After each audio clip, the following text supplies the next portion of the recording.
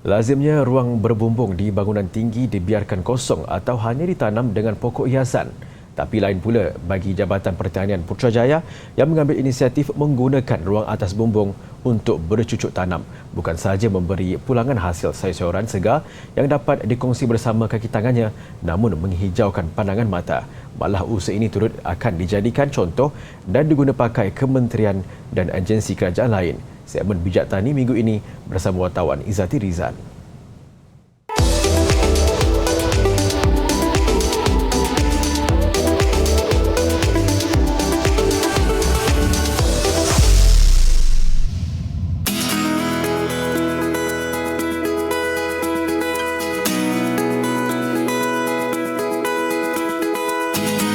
Bertempat di tingkat 17 bangunan jabatan itu, suasana hijau dan mendamaikan menjamu pandangan mata.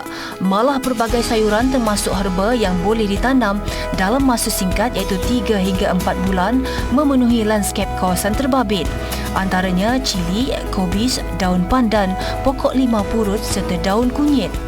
Selain penanaman secara biasa, aktiviti pertanian juga boleh dilaksanakan di ruangan yang terhad, antaranya di balkoni dan ruangan atas bumbung seperti ini.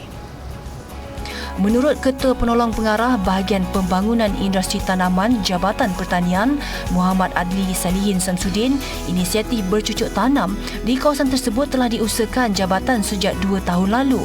Selain memanfaatkan ruangan yang terhad, ia turut mencipta suasana produktif dalam kalangan mereka. Mostly kebanyakannya tanaman yang di atas bumbung ni tanaman dalam polybag. Sebab apa? Kita mudah untuk melaksanakan aktiviti penyelenggaraan. Okey, dan tanaman dalam polybag ataupun kebiasaannya tanaman bekas tanaman ataupun bekas pasuan, dan ada juga kaedah pertanian yang terkini iaitu menggunakan kaedah fertigasi yang kita laksanakan di atas bumbung inilah. Muhammad Adli berkata sayuran yang ditanam juga segar serta bebas daripada penggunaan bahan kimia.